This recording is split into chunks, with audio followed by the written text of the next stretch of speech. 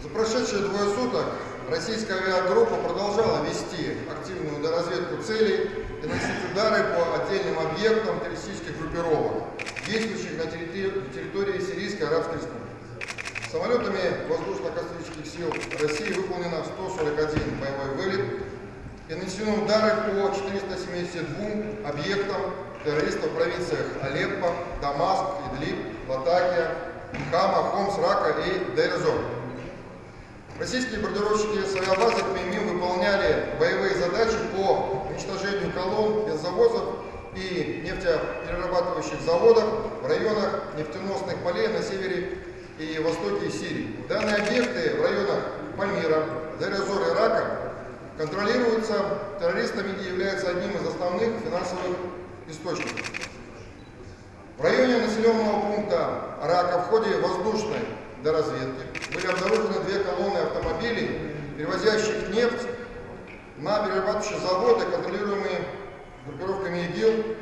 Воздушным ударом самолетов Су-34 было уничтожено около 80 автомобилей наливников террористов.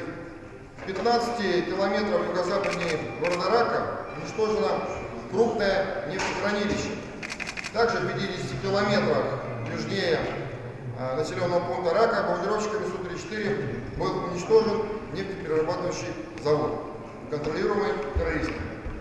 В пустыне Аль-Махимра, 50 километров севернее населенного пункта Дейр-эз-Зор, бомбардировщикам Су-34 был нанесен удар по резервуарам с топливом. Объект в результате точного попадания полностью уничтожен. Теперь об итогах проведения воздушной операции. По информации, поступающей к нам через информационный центр в Багдаде, наибольшие потери террористы понесли в провинциях Дейр-эз-Зор, Рака и Алеппо. Так, в районе населенного пункта Алеппо в результате ударов нашей авиации полностью разрушена действующая система управления бандформированиями. Террористы дезорганизованы и уходят вглубь подконтрольных районов, пытаясь закрепиться на новых рубежах. Серьезные потери в результате ракетно-бомбовых ударов авиации воздушно-космических сил России понесли бандформирование террористов, действующих в районе населенных пунктов Серкап, провинция Идлиб, и Кальт-эль-Мудик, провинция Хам. Большая часть бандформирований в этих районах, несмотря на угрозы своих главарей, самовольно покинули занимаемые позиции, избавляясь от одежды и символики ИГИЛ и других группировок, чтобы раствориться среди местного населения. Мы в очередной раз наглядно, с использованием данных объективного видеоконтроля, демонстрируем результаты боевой работы нашей авиации и военно-морского флота по объектам терроризма. В связи с проведением масштабной операции по одновременному поражению объектов террористической инфраструктуры по всей территории Сирии мы ожидали появления так называемых фейковых обсерваторий прав человека и прочих пропагандистских контор очередной порции вбросов в западные средства массовой информации. Хотя необходимо подчеркнуть, что после трагических событий в Париже, над Синаем и в Мали они стали более аккуратными в своих заявлениях.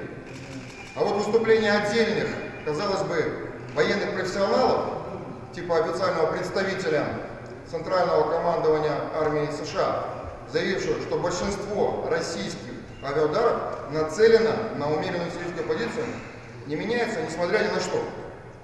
Причем они делаются, как всегда, голословно, без какой-либо конкретики и фактов со ссылкой на обезличенные источники. И чем точнее мы бьем по террористам, тем настойчивее наши коллеги пытаются убедить зарубежную общественность, что среди террористов могут быть не все плохие. Возможно, из-за океана все-таки преломляется.